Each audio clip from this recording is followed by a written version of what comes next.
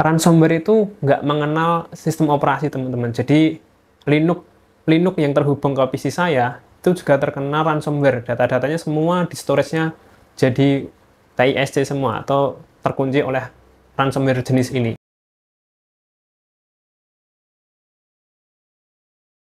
Assalamualaikum warahmatullahi wabarakatuh. Kembali lagi di channel saya, Muhammad Ali Basri. Kali ini saya akan membahas tentang ransomware ya, teman-teman.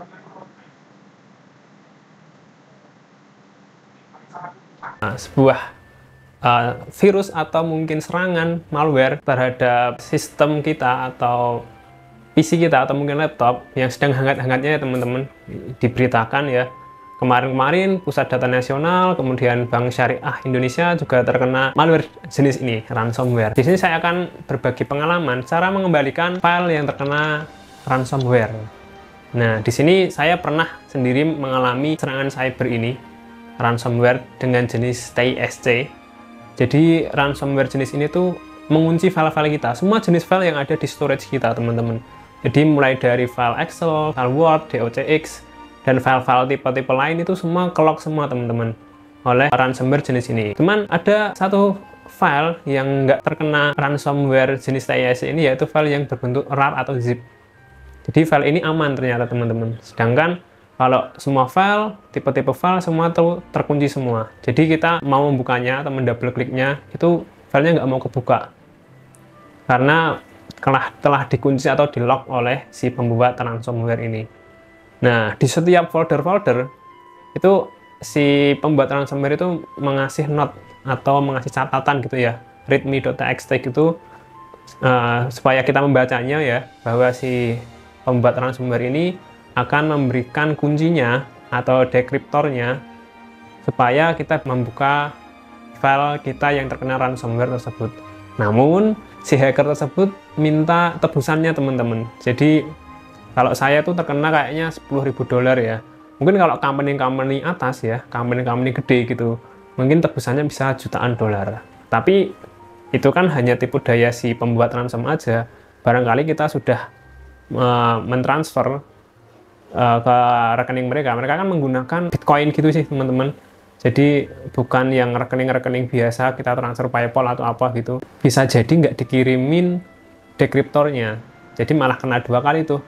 Udah filenya kekunci, terus kita kehilangan uang kita tersebut yang sudah kita bayarkan kepada si hacker tersebut ya. Ransomware itu nggak mengenal sistem operasi, teman-teman. Jadi Linux yang terhubung ke PC saya itu juga terkena ransomware. Data-datanya semua di storage-nya jadi TISC semua atau terkunci oleh ransomware jenis ini. Itu kenapa ya?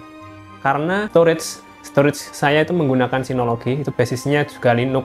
Itu terhubung atau ke mapping atau map drive-nya itu ada di Windows. Biasa kan kita punya disk C, D, nah terus ada disk Z.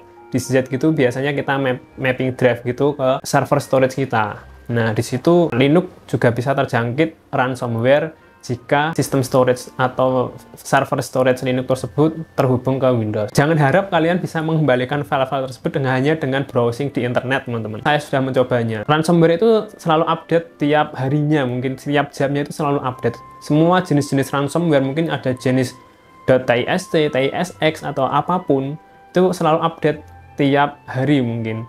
Sedangkan di internet, itu kan kita menunggu orang yang secara baik hati mengupload dekriptornya atau kunci untuk membuka file yang di lock ransomware tersebut. Jadi nggak semua orang itu sudah menemukan solusinya. Saya sudah mencoba browsing di berbagai halaman web, saya sudah tanya di forum-forum Facebook, di Twitter, forum-forum Discord, jawabannya tetap sama sih. Kebanyakan dari teman-teman yang di dunia maya bilangnya lain kali hati-hati ya, jangan install aplikasi sembarangan, kemudian ikhlaskan saja deh, mending diformat aja harddisknya. Jadi sepowerful itu ya, teman-teman, ransomware kalau kita nggak benar-benar berhati-hati, benar-benar punya backup data yang berlapis-lapis. Jika data kita hilang ya sudah, kita harus ikhlaskan. Namun itu bukan hal mustahil ya, teman-teman. Mesti ada salah satu dari kita yang jago ya di bidang ini ya, yang bisa ngedecrypt atau membuka file-file yang terkunci oleh ransomware. Mungkin juga mereka pasang tarifnya juga nggak murah, karena ilmu ini ilmu mahal dan nggak semua orang bisa. Asal muasal kenapa ransomware itu bisa masuk ke dalam sistem kita atau ke dalam PC kita. Jadi asal muasalnya itu karena biasanya kita menginstal aplikasi bajakan di Windows kita, teman-teman. Kebanyakan emang di Windows ya. Kita download aplikasi di web bajakan, atau mungkin kita download yang ada di internet, kita mengekstraknya mungkin, terus kemudian kita jalankan. Itulah awal mula ransomware tersebar, teman-teman. Sepengalaman saya seperti itu. Saya saya itu mau ngedownload aplikasi buat editing video gitu. Begitu saya install, kok nggak ada pop-up instalasi dari aplikasi tersebut. Tiba-tiba saya cek di Task Manager, ada aplikasi yang berjalan, tapi aplikasi itu asing, bukan yang saya selama ini install. Berhati-hatilah jika kalian masih memakai aplikasi bajakan, jangan sembarangan install aplikasi. Kemudian jangan download dari email. Biasanya email tuh banyak email phishing juga, teman-teman. Yang misal email endorse gitu ya. Biasanya dia suruh mereka ngirim PDF gitu ke kita, terus kita coba buka PDF-nya, ternyata itu cuma di rename doang. Aslinya itu dia aplikasi yang berjalan di background processing di Windows kita. Jadi begitulah cara ransomware masuk ke sistem operasi atau PC kita ya, teman-teman, atau laptop kita. Kemudian ada tips dari saya untuk teman-teman, solusi untuk mencegah ransomware mengunci atau membabat habis file-file kita ya, teman-teman. Jadi sebelum kita terkena ransomnya, alangkah baiknya kita melakukan penanggulangannya terlebih dahulu. Saran saya sih kita punya backup data dan punya backupnya lagi. Jadi backup data yang di backup gitu ya. Jadi misal backup data utamanya kena, kemudian backupnya kena, tapi kita punya yang lapis yang ketiganya itu. Lebih baik seperti itu, dibuat backup berkala, dibuat auto backup ya, teman-teman. Kalian bisa cari skripnya pakai ChatGPT maupun browsing gitu, yang bisa membuat auto backup tiap hari gitu ya. Jadi kita selesai kerja, selesai melakukan sesuatu, data kita jadi auto backup. Dan jangan sampai itu datanya ke mapping atau terhubung ke sistem kita atau ke PC kita. Jadi benar-benar terputus. Kalau misal terkena ransomnya nggak bisa ngejangkit ke storage yang sudah kita backup.